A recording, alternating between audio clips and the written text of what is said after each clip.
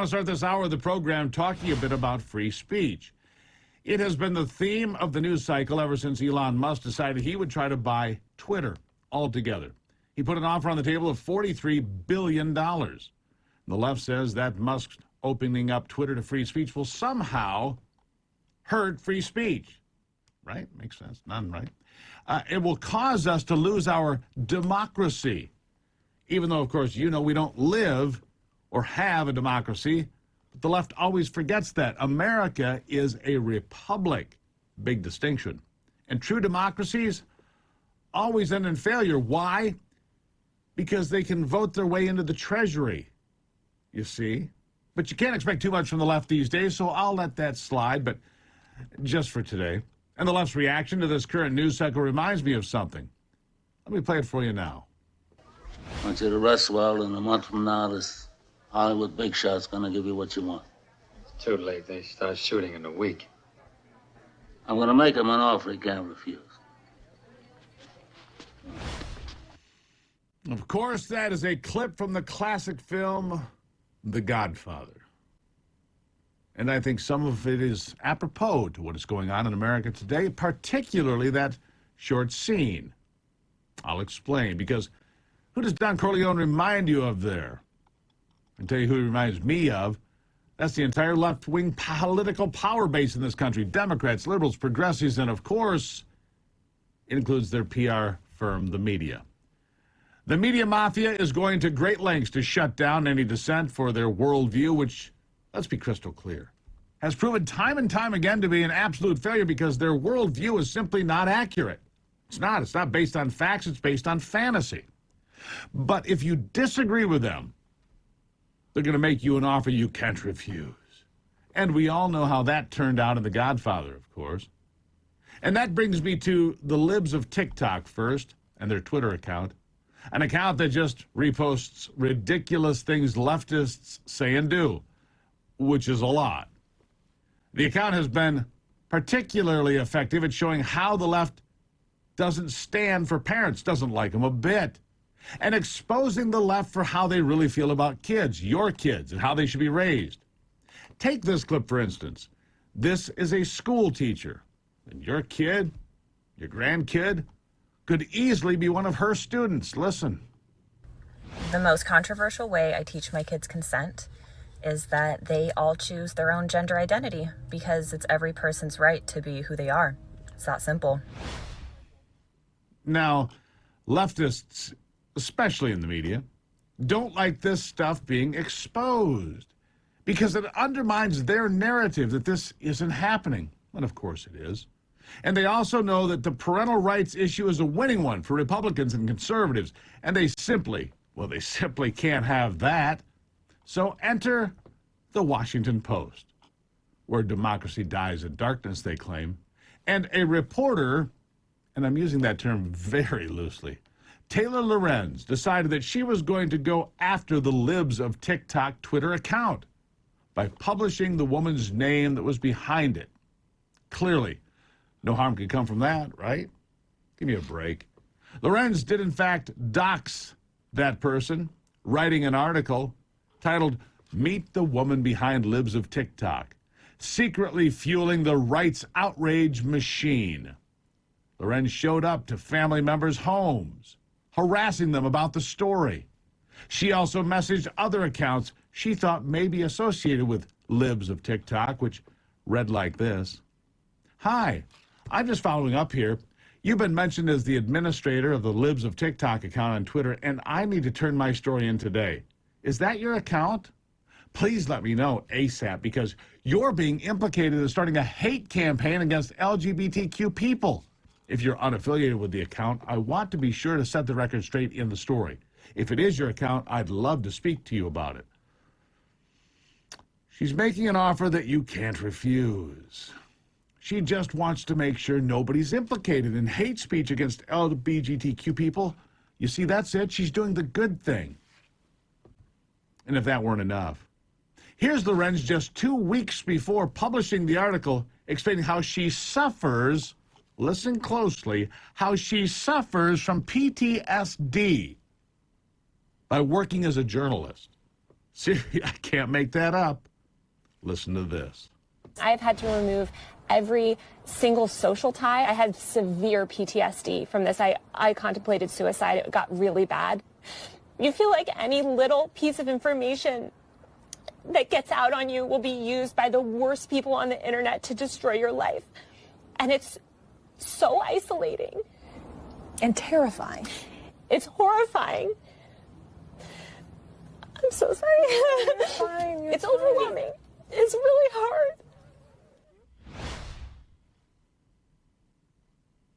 Really?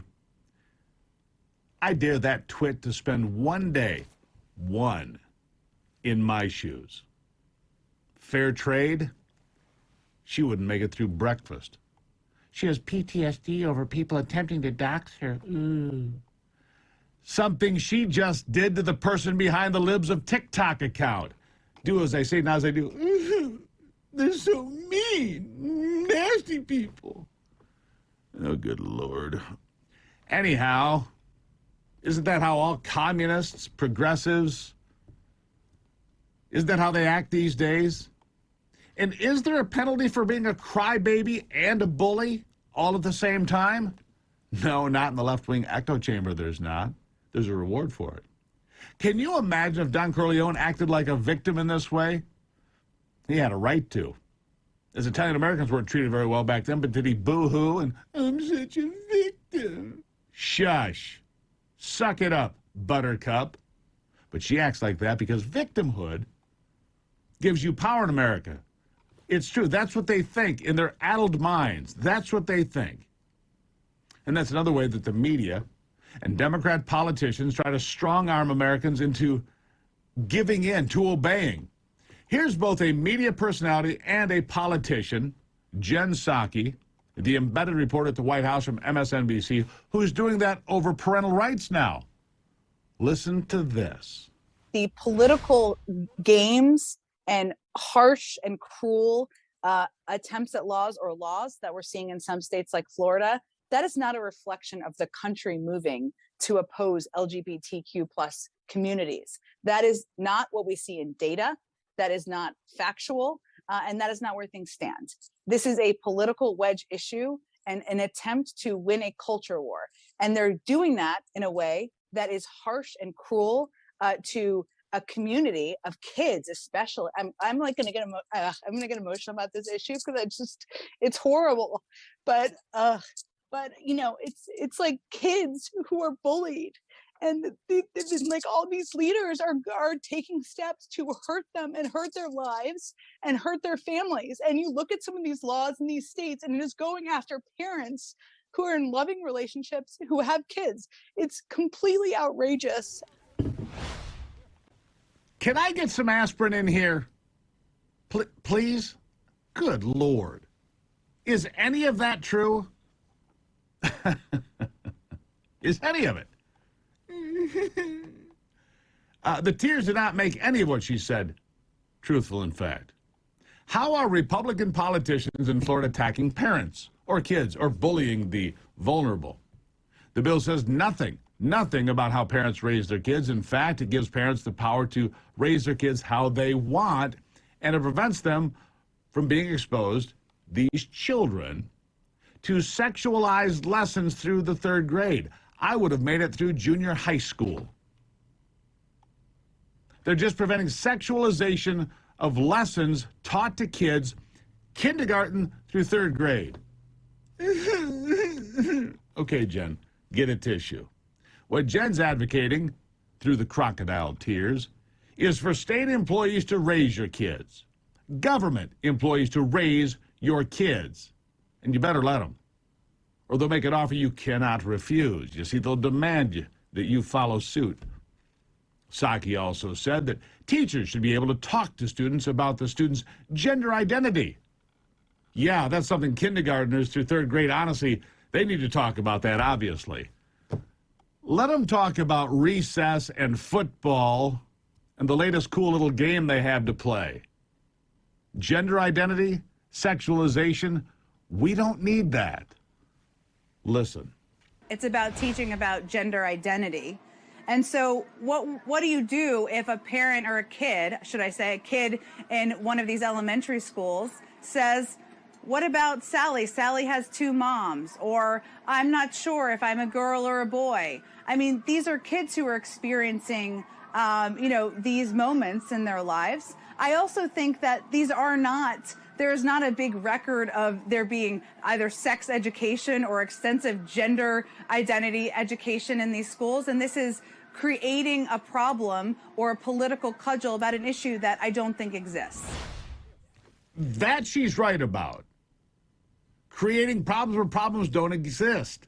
Kids 5, 6, 7, and 8 don't need to discuss gender identity. They don't need to discuss their sexualization. What purpose would there be? You know, it's funny how this wasn't a problem at all, not here until this moment, right? And there's a reason why the government wants power over your kids, because that means they have power over you. And when they make you that offer you can't refuse, your kids will be part of that grand bargain they've schemed up. This is why the debate about freedom and freedom of speech and rejecting obnoxious socialist idioms is so important. It's raging more than ever before today. The left wants control of you and your kids, and they don't want anyone exposing them for it, because deep down, they know they're the bad guys. They wouldn't let conservatives raise their kids, now would they? No. So why else would they want to hide their plans and motivations? Well, luckily, our country is governed by a constitution. Our republic is governed by a constitution, which still gives the citizens, you and I, a say, even if we're in the minority, which we're not in this case. Despite the left always trying to take that away from us, too. We have no other choice but to vote these people out of power. You have an obligation to do this. And you can do that on the reckoning day. Remember the 8th of November. It's here for you. The left's offer is still one you can refuse. But if we continue down this path we're on, at some point there is the point of no return.